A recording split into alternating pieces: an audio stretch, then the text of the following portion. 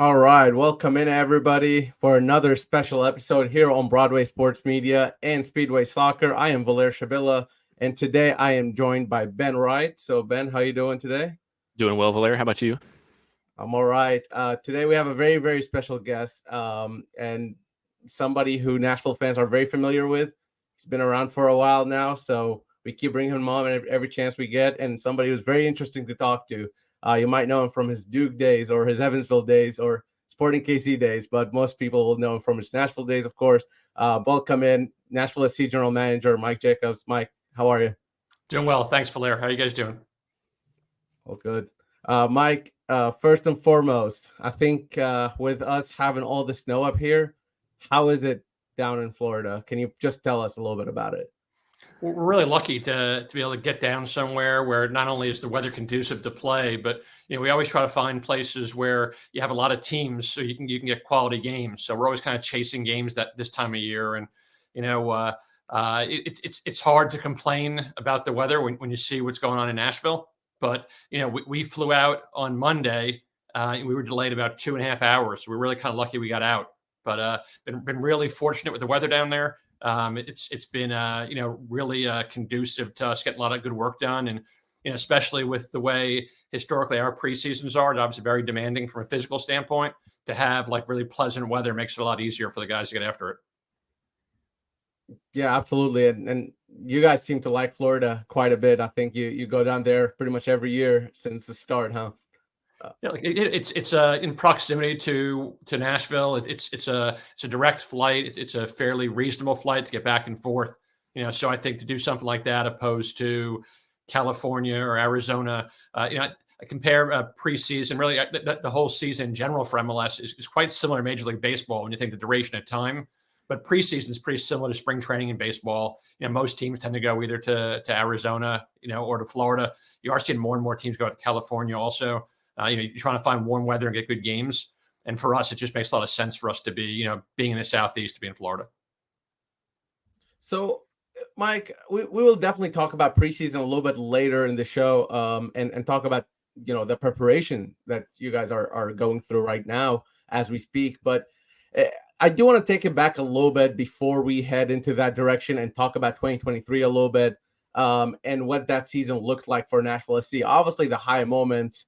Leagues Cup final, right? You can't beat that. That was one of the most exciting things to happen in Nashville soccer history. But also there were some low moments, and I know you've talked about it. Gary has talked about them in the past. And when I look at 2023, I see folks give it a lot of definitions. Some people call it success, failure, and anything in between. I'm curious how you define 2023 for Nashville SC, and what have you learned from it? Well, look, for us, we go in every season with the same goal from the standpoint of trying to pursue championships. So, anything short of that is less than what we're hoping to achieve. So, really was kind of a tale of 2 seasons, or maybe even 2.5 when you include Leagues Cup. The first half of the season, we were in second place in the Supporters Shield Eastern Conference, absolutely flying. And, knowing, that we had the high of highs in the first half of the season, to see the struggles we hit the second half of the season was certainly discouraging. And, I think, where I don't know that I would be as extreme as saying it was a success or was a failure. I think for us, it was probably somewhere in the middle from the standpoint of that you saw this roller coaster we went on. And, Leagues Cup was great for our city, great for our fans, but the reality also was having to play 7 games in 28 days, really, even a team as deep as ours was, I think just kind of ran out of gas. And, we went into the subsequent games after that and think maybe there's a little bit of a hangover from an emotional or psychological standpoint, but physically also it really wore our group down. And, it was unfortunate to see us not be able to sustain what we'd done the first half of the season. When you saw what happened in the summer, combination of players not being available with international call-ups during the summer, you can't underestimate and ignore something like that when you see the key personnel that we were without at different times. When you see how strong someone like Hany's been, throughout the last, 2+ seasons, to do so well the first half of the season and really only scored twice the second half of the season. It saw us challenged, to have us rely so much on his ability to create and finish scoring chances for us and to kind of dry up the second half of the season. And I just think, for us, we learned some hard lessons we talk a lot about trying to sustain success. And that's not just, season over season, trying to make sure we're competing for cups, but even throughout the year. And I think the fact that we weren't able to sustain the consistent play we had in the first half of the season, was frustrating all around for fans and for us.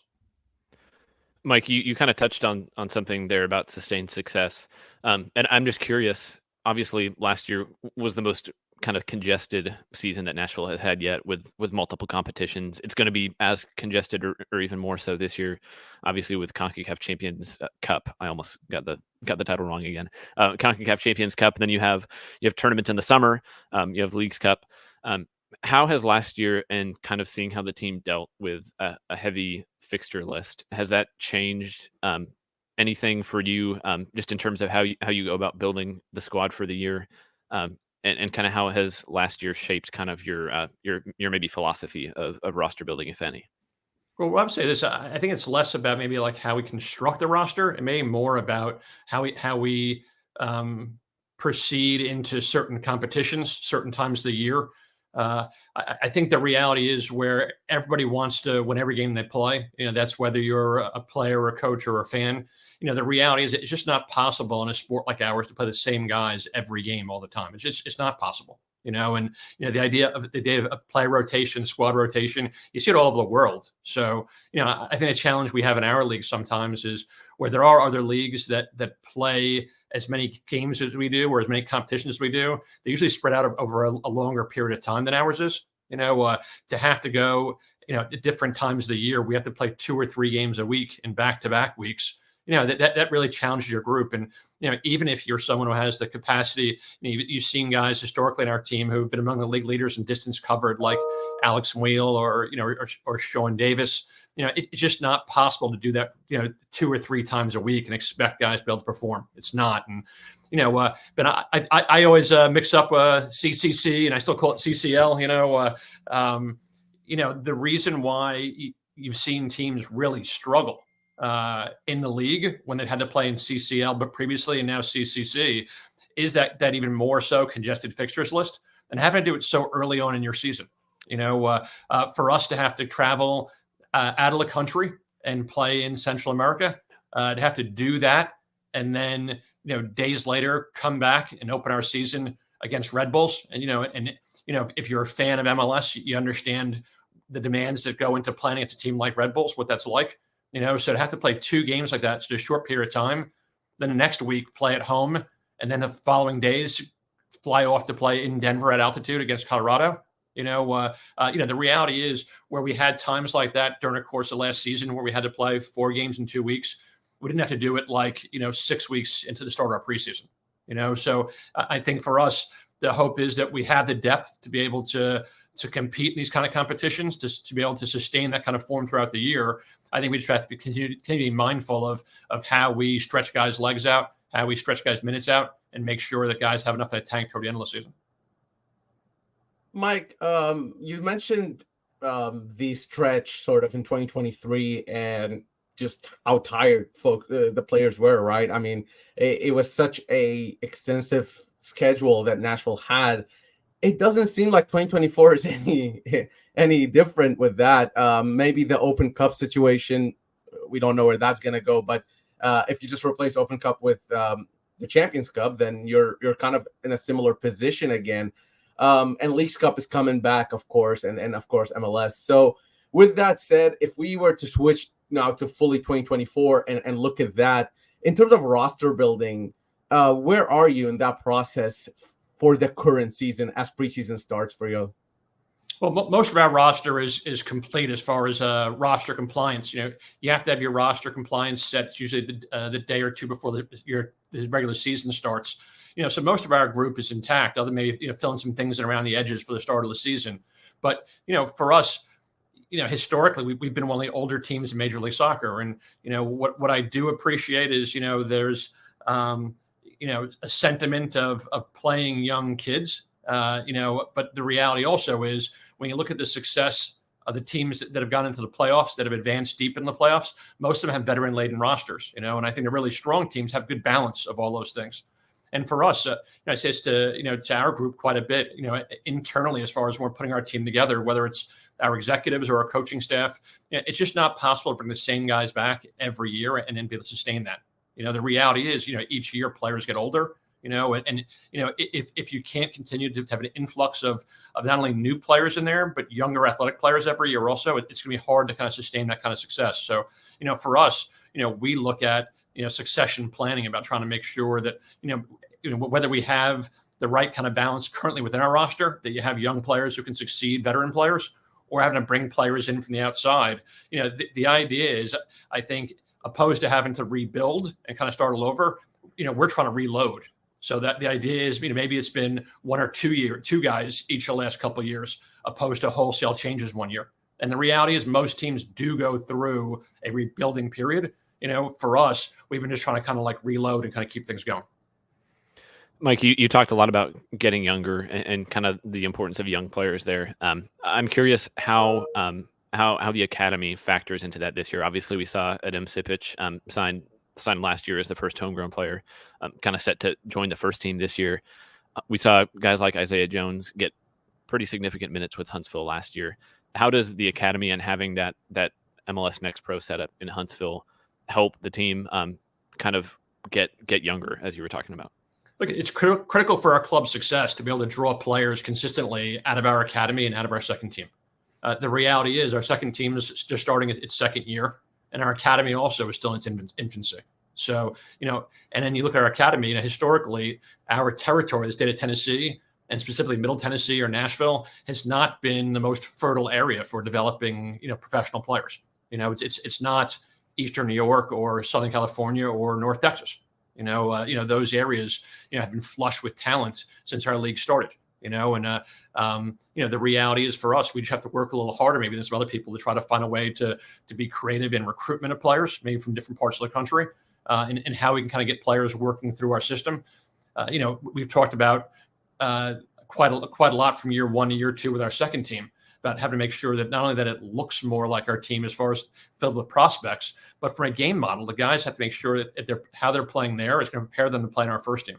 And that's similar with our academy also. The future of our club is going to be based on the foundation of our ability to bring players through our academy and through Huntsville City. But the reality is it's going to take a little time to do that. I think if people are expecting, key contributions in 24 from academy prospects or HCFC prospects, they're probably disappointed because it's just not there yet. Is that the process, I guess, or the method here? Is the pathway academy, Huntsville, NSC? Is that the pathway you're looking at, or do you think if there's ever going to be a skip, I guess, in that step by step, and maybe go academy straight to NSC if you find the talent, or is that not something that you're really prepared to do at the moment? Look, it's totally case by case based on the player. We have some young players in our academy who are playing in youth national team setups right now for the United States, which is really, really encouraging. And what's great about that also is where we've recruited players from, all over the country to come into our academy, to see players from Nashville getting opportunities in the US 15s, US 16s. That really bodes well for the player pool and talent that's here. But each kid's going to have a different path in regards to what's right for them. And in general, the idea of getting meaningful matches is like the most important thing in their development. Adam Sipic really helped himself last year to become our first homegrown by coming to preseason with the first team and getting a chance to play meaningful minutes against other MLS clubs, against the US under 20s. The reality is it's easier to do that in preseason because there's less pressure or expectations. Those games where we obviously want to win every game we play, those games are, they're glorified practices, right? They're exhibition matches. You also can't play players in amateur contracts in MLS, where you can in Huntsville. So the reality is, most of our top 17s going forward will play in Huntsville. If you're a top prospect and you're not matriculating and moving on in that system, you'd probably have to ask why. And again, everyone's different as far as physically what they can handle, technically and tactically what they can handle. But for me, when I talk to our top prospects and I tell our academy players and families, a prospect is not necessarily just someone in our academy. A prospect is someone who we think has a future in our first team. And if you're gonna be a prospect, you need to kill it in the group you're playing in. And it's the same thing. The system in our sport is not that much different than people in our country are used to with baseball and the minor league system. To be able to move from one level to the next, you have to excel at the level you're at.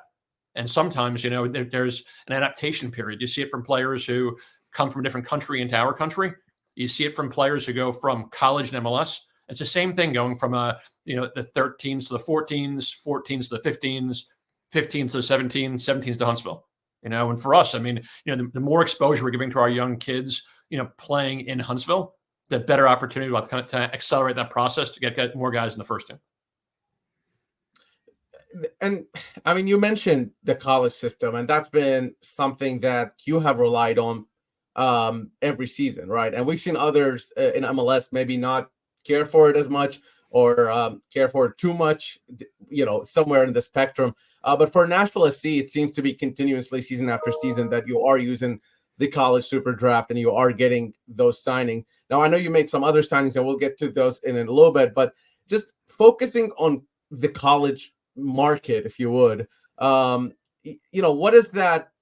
Do you view yourself as kind of taking advantage of that where other teams are not doing that? And if you can talk a little bit also about the signings you made or the draft picks you made already from the draft this year in 2024. You mentioned it in the onset when we started about my own experiences coaching in college. I spent over 20 years coaching at Duke University, the University of Evansville, and Iona College. And, I think fundamentally, maybe that means that our club just appreciates that there are players in college.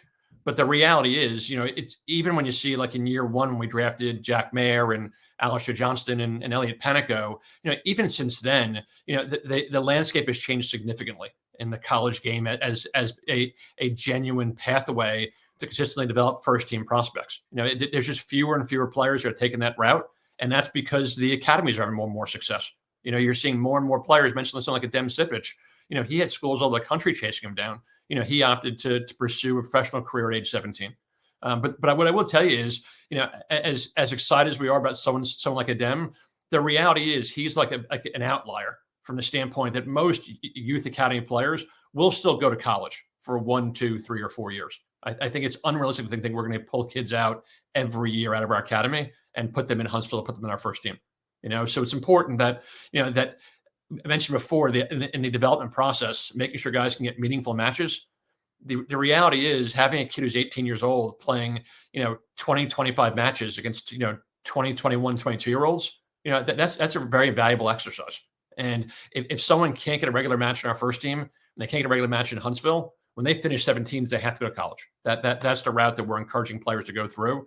And then, for us, we have a really aggressive scouting department that's looking at players all over the country and all over the world. We're indiscriminate as far as where we get players from. We've had success finding players in USL and other MLS Next Pro teams in college. So for us, we're going to try to take advantage of the fact that maybe because we value the American player and the American game maybe more than some other clubs do, that we're going to take advantage of exploring every opportunity we have to find good young players. Sorry, I was muted there for a second. We saw you guys obviously bring in Drew Yearwood in midfield.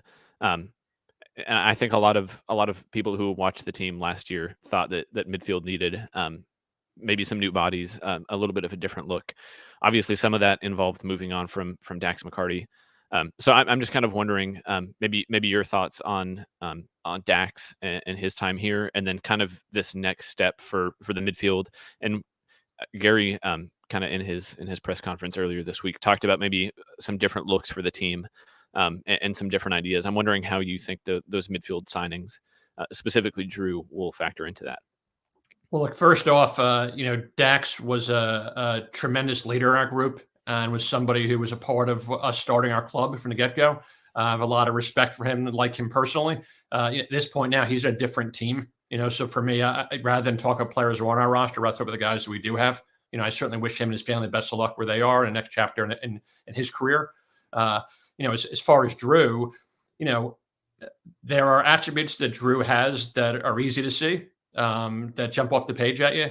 There are some that maybe fall in a category of guys that we saw like Dave Romney or Annabelle Godoy, guys who were good MLS players or, rotational players in MLS and the teams they were in who just need more of an opportunity. Drew played pretty significantly during his time at Red Bulls, pretty regularly up until kind of like maybe, this last season where there's kind of a logjam of guys who were in there, but he was a young DP who first came into their team and as a U22 there. He's somebody who we think offers us some of the things that we thought we were lacking last year. Gary talked a lot about the idea of needing more legs in midfield, and it didn't mean just like two more legs as much as having guys physically who can deal with the robust nature of the modern game. And again, when you look at the group of guys we had, where most of the first half of the season we had our success, you had Annabelle Godoy and Sean Davis were there. When Gary played at a diamond at times, there's both those guys with Dax McCarty. We had a lot of success with those guys who were there, but we think that Drew is just a very different player than the kind of guys that we had playing there last year.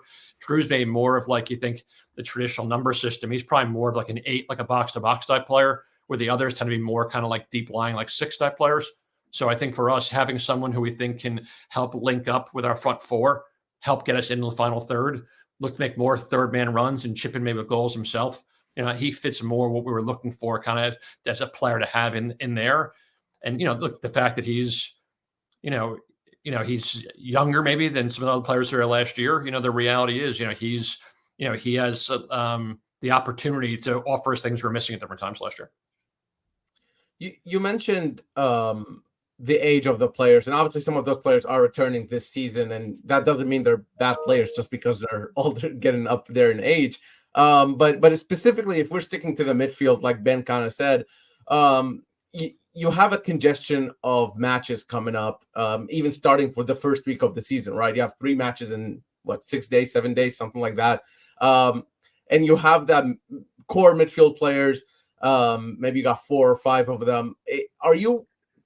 Do you think you have enough, I guess, in midfield specifically when you look at 2024 and what's to come? Or is that something you're planning to build upon later in the season or in the next few weeks?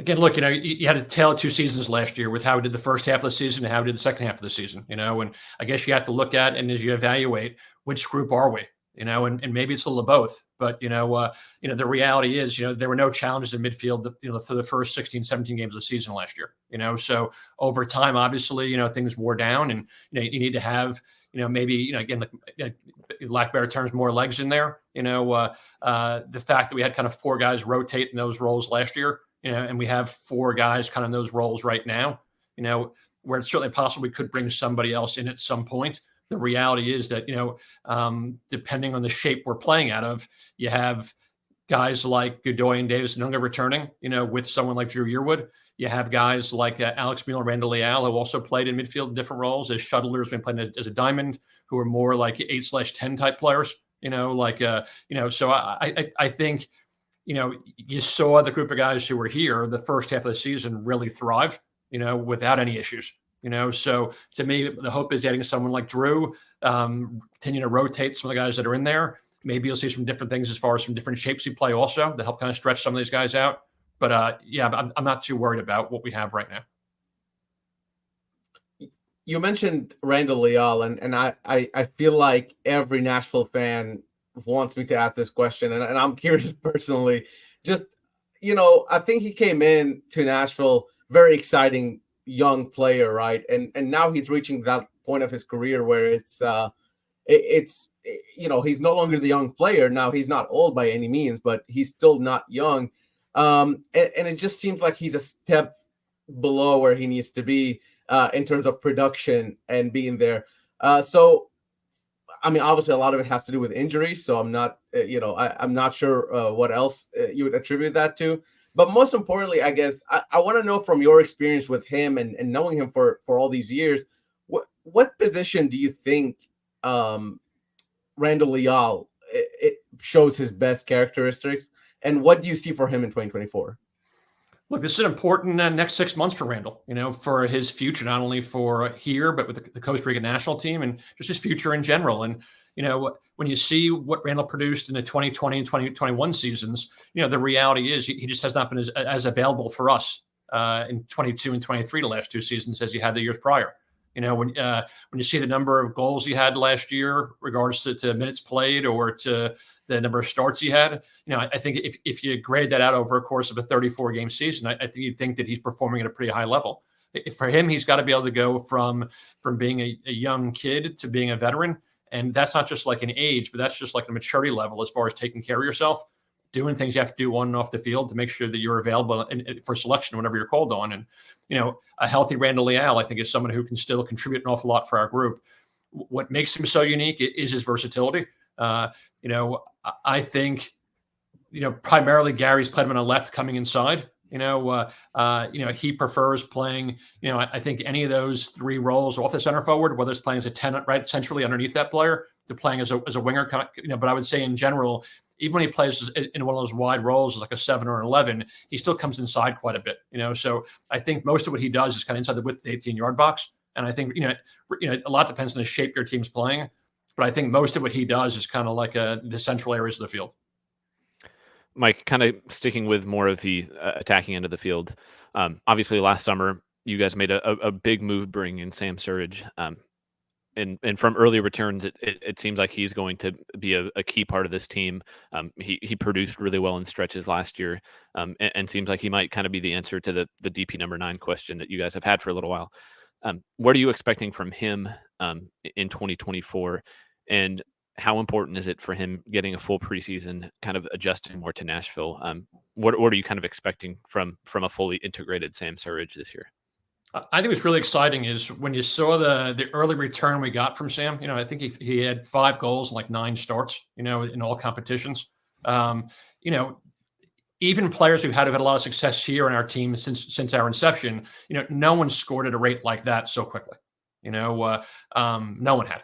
And we talk about the adaptation you have sometimes when you come from a different league or a different place, sometimes a different culture. What people don't realize sometimes also is while Sam was doing that and adjusting to a new league, new coach, new teammates, he also was living in a hotel without his family, away from home, really kind of like for the first time, really out of his country. I think when you put all that together, it's really exciting to think what he was able to do in that small sample size with such challenges as far as being able to settle in, knowing that everything was so different when he first got here. Obviously we are expecting a lot from Sam. I'd love to kind of like to under promise and kind of lower expectations for him, but the reality is in our league, anytime you have that 2-letter moniker next to your name as a DP, expectations are always going to be very high. The idea of him having an off season, he told me the other day he can't remember the last time he had like 2 months off to like rest and recover. So to know that he's fully healthy. They had our fitness test the other day. I mean, I think he scored second on a fitness test behind Alex Mule. So give you an idea about where he's at from a physical standpoint. So knowing that he's healthy and refreshed, knowing that he's physically fit and he's able, and knowing that now his life's a little more normal as far as having family here and where he's living, I think you're going to start to see maybe very similar to what you saw from Hany from year 1 to year 2. I think that there's a really high ceiling for Sam and what he's capable of doing in this group. Has anybody ever been Alex Mule in any fitness tests?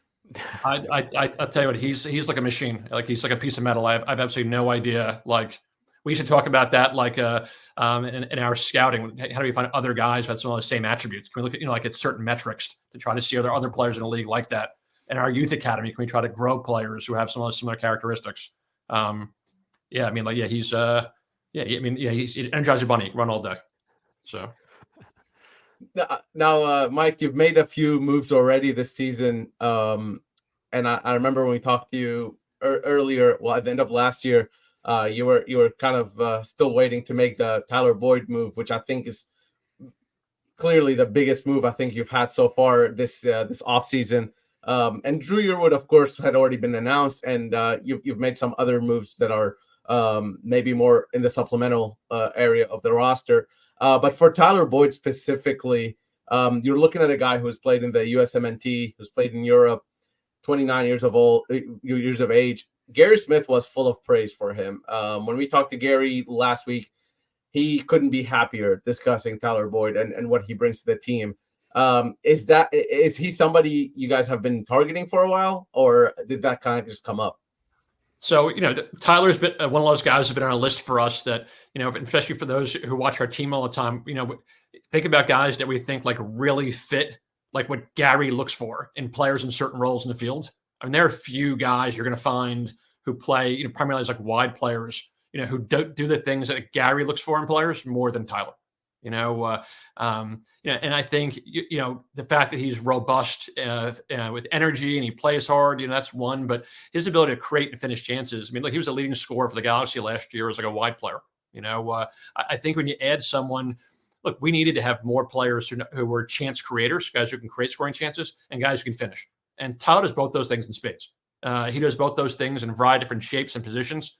We talk a lot about finding guys who are versatile. They can play different roles and flexible, play in different shapes.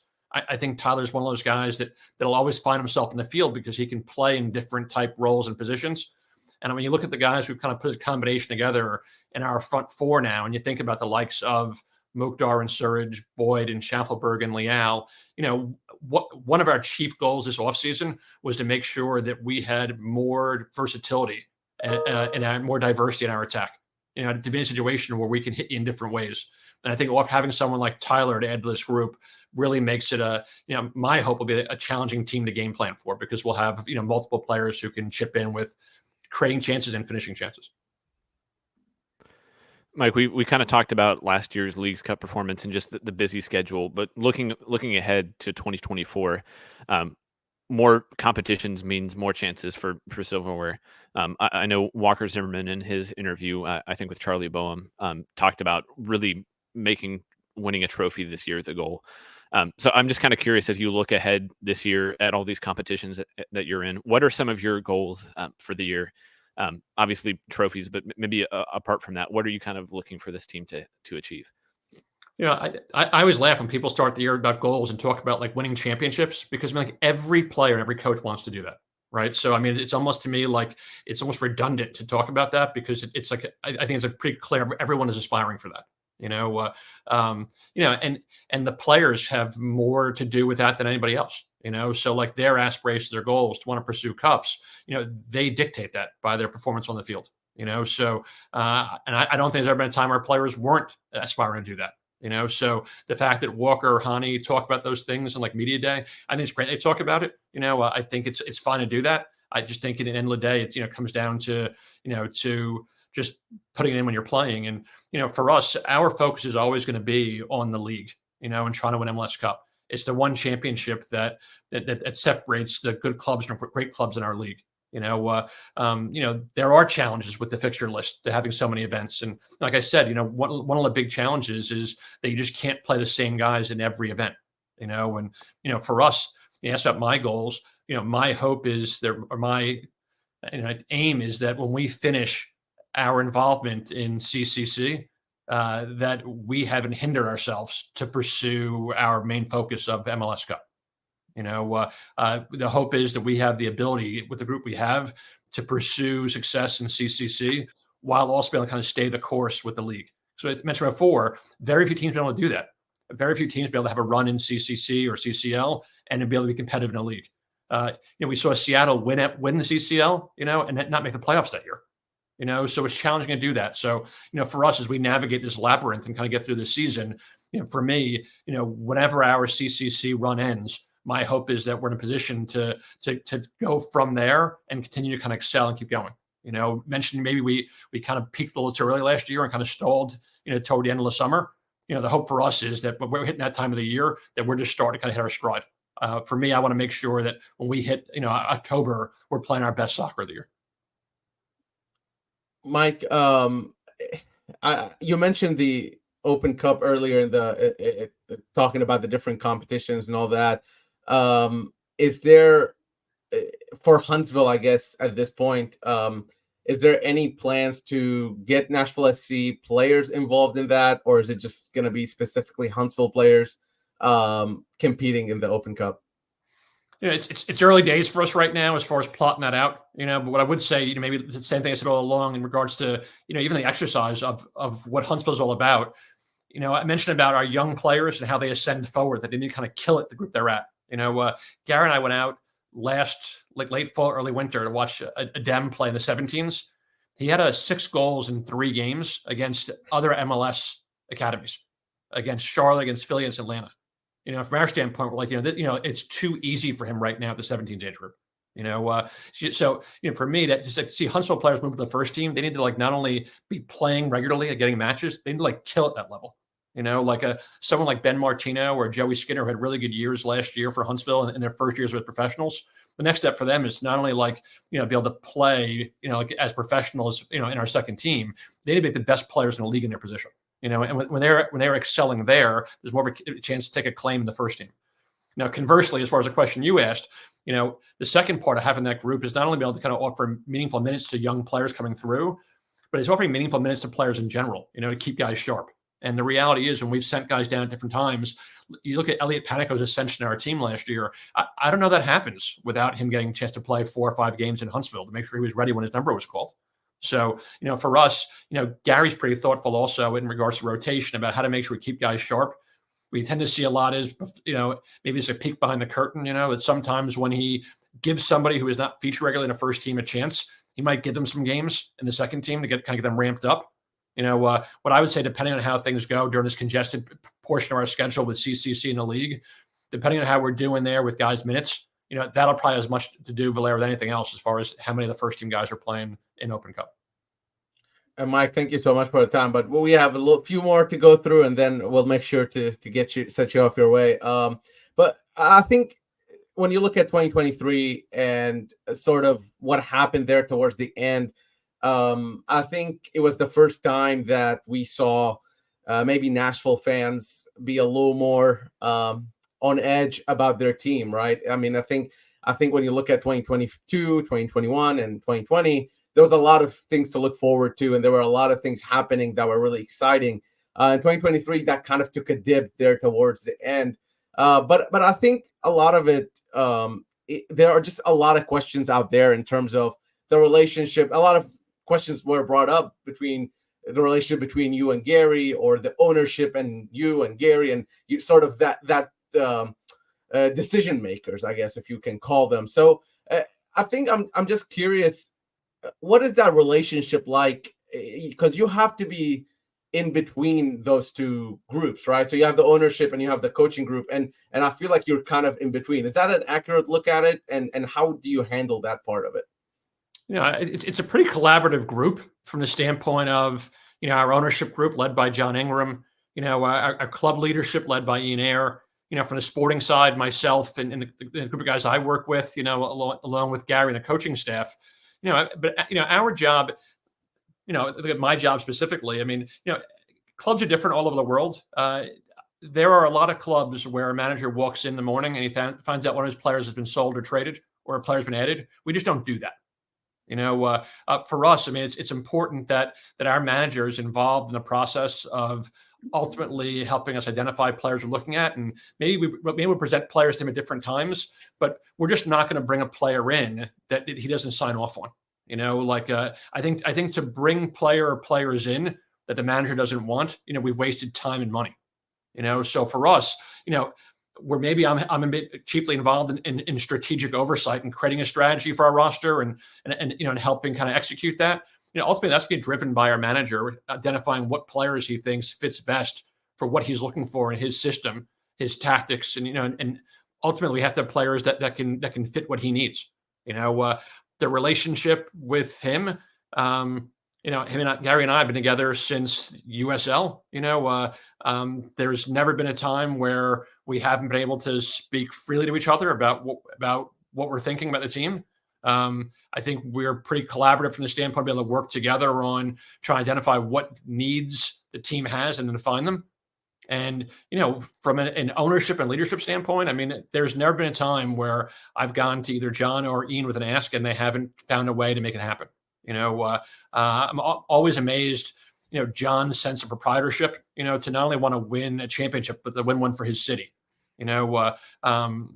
For me, I don't think there's any areas where that group falls short from the standpoint of working together or being aligned. Mike, kind of a similar question to what Valair asked earlier about kind of Randall and the upcoming year for him. We obviously saw Hany get off to a really hot start last year and was in the MVP conversation all probably up until the end of Leagues Cup, and then really slow down. I'm just curious for your perspective on maybe what what happened, what you're kind of expecting from him this coming year, and then with some of the new pieces that you added, we already talked about Sam and Tyler.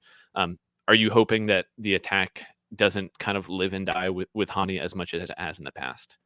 You asked about expectations for Randall or for Hany? For Hany, yeah, similar to what Valair asked about Randall. Okay, yeah, no, look, I mean, we have relied heavily on Hany for chance creation, finishing, and we saw as the year went on. I mean, when that dried up, and he had some challenges towards the second half of the season, we really struggled, So, for us, I mentioned before, one of our goals, our chief goals this offseason was to make sure that we had more different players that we can rely on in our attack. And I think we've been able to do that, by adding Tyler, by hopefully having someone like Randall healthy, by having Sam here for a full offseason and preseason. I'd like to think that on paper, when teams look at our front four, that they think that it will be as competitive as most teams in the league as far as the options we have up there. But look, I mean, for us, the success of our team so much has come through Hany's ability in the final third. And, we're going to need him to get back to the guy he was the first half of the season for us to be successful this year. Mike, thank you again for the time. This is the last one we have for you. And it's kind of an open-ended question. So fill in the blank, I guess. But what would be your message for 2024 to Nashville SC fans? What would you say to them if you were to send something through this show?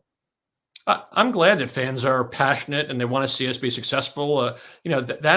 That's when you know that you've made it as a club, when you have people who care that much about what happens with your team on a day-to-day basis. I think the reality is, I think, it's never as good as it seems, never as bad as it seems. Were we the second best team in the league the first half of the year? Maybe. I don't know. Did we crawl to the finish? The end of the season, could we have advanced past or landed on playoffs? Maybe. But the reality is, I use that phrase a lot about sustaining success. I can appreciate, just like I said, our own goals. I want to win a championship. I want our fans to want us to pursue that. I want our fans to be excited about our ability to pursue those things. But you also have to watch out what you ask for sometimes also. Because, the idea of wanting change sometimes, you understand what change represents. It's different players. There's a different group sometimes. And, there's a different curve that takes your team in. And, the reality is, my guess is most people who thought the Titans 2 years ago, the falling short of the Super Bowl, and maybe like not meeting expectations. My guess is Titan fans today would love to be able to go back 2 years ago, when they were competing for an AFC championship. My guess is similar to the Preds. Not winning a Stanley Cup, and those maybe who were upset when that happened. The reality is, my guess is most fans will have to go back to that time when they were competing for a Stanley Cup. There's no question in my mind that we are going full throttle with everything going toward us pursuing a cup and a championship. That want to make it really clear. But to be honest, that really isn't any different than any other time. We've always been like that. So I want to make sure I'm really deliberate as far as that. But I think it's important also that where we should have high expectations for our players and our staff, just like I do, we have to be realistic also, that no one wins every game and no one, it's just not possible to do that, and I think, I think for fans who expect that, you be very, very careful what you ask for. As a Titans and a Preds fan, I agree with you. I wish we can go back to those times for sure. But Mike, thank you so much for giving us this time and talking to us, answering all of our questions. We really appreciate you coming on the show. Thanks, guys. Thank you. And for everybody else listening, watching, we really appreciate you joining in. There'll be more of this throughout 2024. And obviously, Nashville SC we're going to have updates for you, Ben and I, throughout their preseason and into the season as well. So make sure to follow us and stay in touch with Broadway, Ben, and myself. Thank you all for watching, and talk to you soon.